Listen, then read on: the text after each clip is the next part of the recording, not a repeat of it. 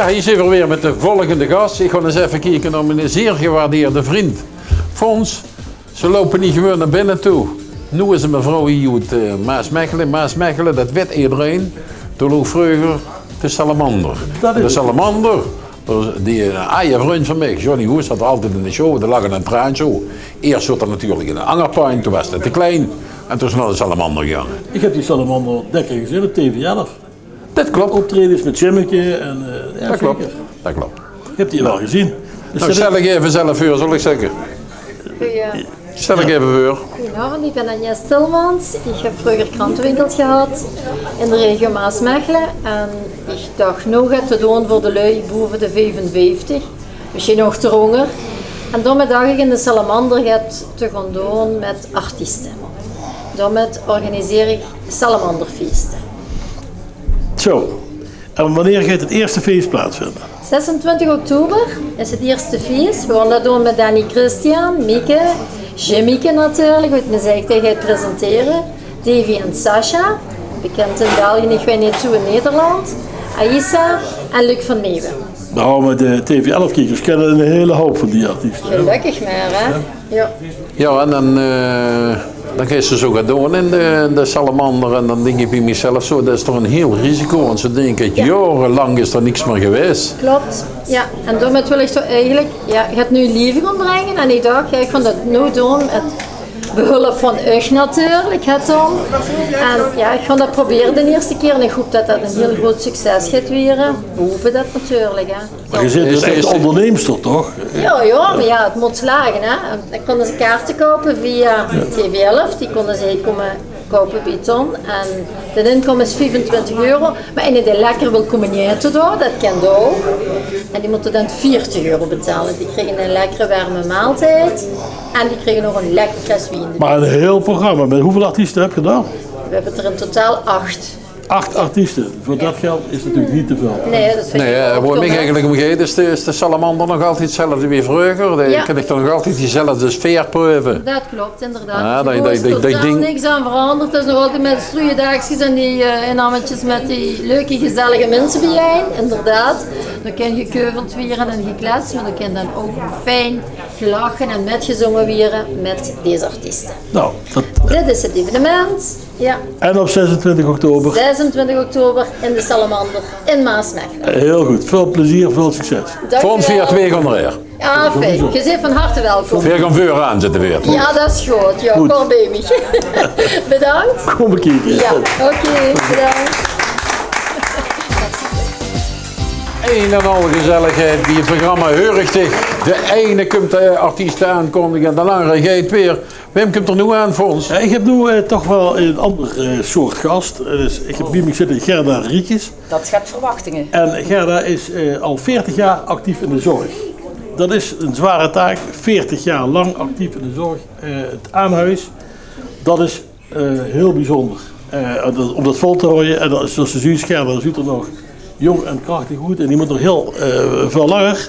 Ga je dat nou doen, doe dat werkelijk met veel plezier. Maar ik kan dus heel veel vertellen over de zorg. En daarvoor dacht ik, het is misschien ook wel eens leuk om daar aandacht aan te geven. Steeds meer mensen hebben zorg nodig aan huis. Maar steeds minder krijgen dat. Maar ook heel veel mensen krijgen dat niet, omdat ze niet weten hoe het ineen zit. En hoe ze dat kunnen doen. Dus ik denk, dat Gerda in zijn algemeenheid, nemen het feit dat het 40 jaar actief is geweest in die zorg, wat ik al de moeite waard vind om daar aandacht aan te beschenken, is vertellen over hoe gaat dat nu in de zorg, wat gebeurt er precies, wat mogen ze ervan verwachten. En dat was voor mij even de reden om Gerda uit te nodigen. Is de eerste vraag. Ja. 40 jaar zorg. Ja. Heb je nog steeds plezier in het vak? Ja, natuurlijk. Anders had ik al lang anders gezocht. Ik had anders gedaan. Ja. Maar wat pleziert dich dan nog aan? Want het is toch wel heavy, of niet? Ja, wat pleziert mij? Nou, het klinkt misschien vreemd, maar het kost natuurlijk energie. Maar het levert mij nog veel meer energie op dan dat het me kost. Dat is een mooie uitdrukking. Ja, dat is een mooie uitdrukking. Nou, dat zit genoeg, denk ik. De zorg is heel dynamisch en als ze in die dynamiek kunt metbewegen, dan denk ik dat ze goed bezig is. Ja, de algemene indruk is, maar ik werk maar heel plat, de zorg is heel hard werken voor weinig geld. Ja, nu verwacht ze van mij toch een antwoord op. Hè. Ik denk dat dat heel persoonlijk is. Mensen die de draaglast met de draagkracht, wie dat evenwicht zit. Maar ik denk dat over het algemeen, maar nu vul ik het ook voor anderen in, maar zo is het denk ik wel, dat heel veel mensen die in de zorg zitten hebben een zorghart. En die willen op de eerste plaats zorgen en het geld komt dan wel, maar het hart ligt bij het zorgen en niet bij het zoveel mogelijk verdienen. Maar moet op de lijf geschreven zijn, het is een way of life. Ja, het moet vanuit zichzelf komen, het moet een motivatie vanuit zichzelf zijn om dat werk te kunnen doen. Anders zelfs het zeker in deze tijd dingen ook niet zo goed vol. Ja. Dan zou je er misschien wel een beetje ziek van kunnen worden of zo. Ja, ja. En zijn er wel genoeg mensen dan in die zorg te krijgen dan?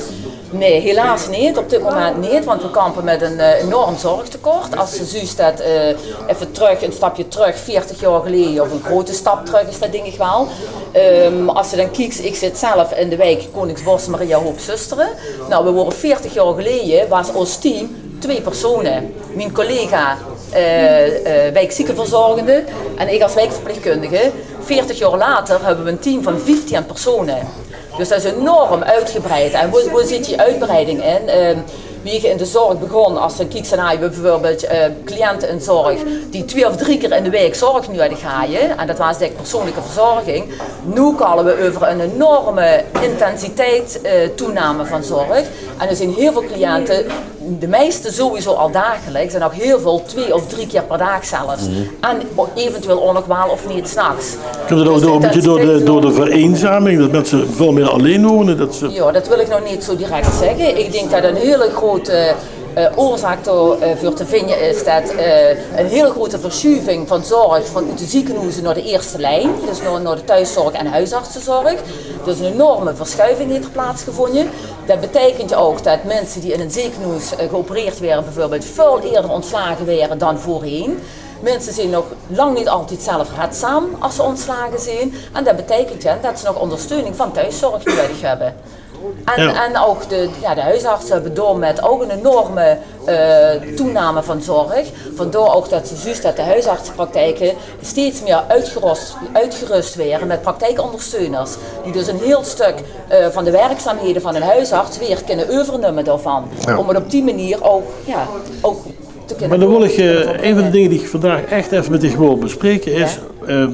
Veel mensen die denken dat ze zorg nodig hebben, ze hebben een been gebroken of hebben ze een wond die verzorgd moet worden wat ze niet zelf kennen of zo. Ja. Dat ze dan een dokter nodig hebben of een medische indicatie nodig hebben om die thuiszorg te krijgen. Is dat zo? Nee, dat is niet zo. Je hebt wel voor bepaalde handelingen wel een uitvoeringsverzoek van de voorschrijvend arts nodig. En dat zijn dan, zoals wij dat noemen in vaktermen, de BIG-handelingen. Dat zijn de voorbouwde handelingen. Ik zal een voorbeeld noemen, bijvoorbeeld katheteriseren. Dan moet je niet zomaar iemand gaan katheteriseren. Wat is dat dan? Katheteriseren is een katheter in de blaas brengen bij een man of bij een vrouw.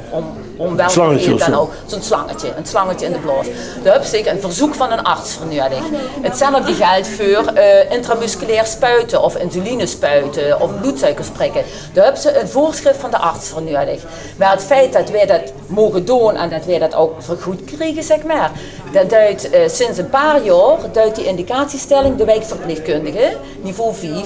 2 jaar geleden viel de thuiszorg onder de AWBZ.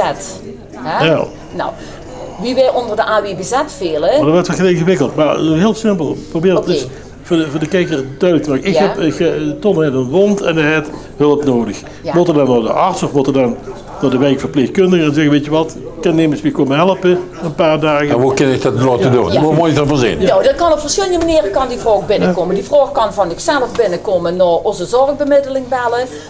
Die vraag kan binnenkomen door zelf te bellen naar onze teamtelefoon. We hebben een teamtelefoon waar rechtstreeks de vraag binnenkomt. De zorg kan van een huisarts komen, de hulpvraag kan van een ziekenhuis komen. Dat kan van allerlei hoeken kan die hulpvraag binnenkomen. Maar dat hoeft niet per se vanuit de arts komen. Je zelf, mensen die het nodig hebben, kunnen zelf initiatief. Eigenlijk het belangrijkste, wat gaat dat kosten? Wie nou, werkt heel even, ik zie soms heel veel mensen die dat nodig hebben. Nou, ik vind het nodig dat er thuiszorg komt. Nou, dan komt een wijkverpleegkundige op huisbezoek.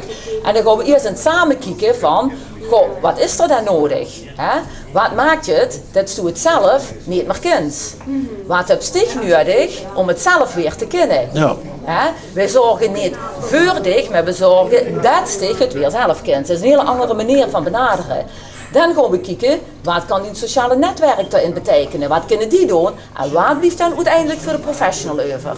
Zo indiceren wij. Ja, oké, maar het kan geïnitieerd worden, het initiatief kan komen van de patiënt zelf of de behoeftige zelf. Dat kan ik wel zelf initiatief nemen. Ja. En je kan bellen en zeggen, ik heb u nodig, alsjeblieft kom kijken. En dan kom je er en dan ga je kijken. Ja, dan gaan we op huisbezoek en dan gaan we kijken wat de hulpvraag is met ons in gesprek. Maar dat is toch dat heel veel mensen niet weten. Toch? Ja. Ja, maar dat is mijn vraag nog altijd niet beantwoord. Stel, ik zit in ik kreeg een uitkering. En ik ben nog bejaard. Dan ben ik bang om immers te laten komen. Want ik kan er amper van rondkomen, laat ik het zo heel voorzichtig zeggen. Wat kost? Ja, wat kost het? Dus wat kost het? Ja, ik proef de vraag. Nou, iedereen is verzekerd, de basisverzekering, de zorgverzekeringswet, zoals het officieel heet. Dus dezelfde verzekering waarmee ze ook naar een huisartskind gaan en waarmee dan die huisartskosten betaald werden. Daar vallen wij als thuiszorg ook onder. Dus wij vallen onder die basisverzekering. Dat betekent als jullie zorg nodig hebben, dat wij u geen geld kosten, dat valt onder die verzekering. Dat gaat ook niet ten laste van de eigen bijdrage van 300 zoveel euro. Ook niet. Als ik het goed heb begrepen, dan gaat Geer kijken, om het even heel eenvoudig te vertellen, gaat Geer kijken van wat ik zelf ken of wat in mijn omgeving, wat mijn familie kan doen. Ja, wij gaan eerst kijken wat de vraag van het is. Ja. En dan gaat Geer kijken wie wat we zelf kunnen doen en wat Geer eraan toe moet voegen. Juist, en wie wij u kunnen ondersteunen zodat je het weer zelf kent, als dat erin zit. Hè? Zo gaan we het gesprek aan. Want wij moeten natuurlijk die indicatie wat wij gaan aanvragen bij de zorgverzekeraar, want het is de zorgverzekeringswet, moeten wij kunnen verantwoorden waarom dat wij bij meneer X zo dik per dag komen met zoveel minuten zorg. Dat moet ik kunnen verantwoorden. Ja, tuurlijk. Dat moet gewoon sluitend zijn.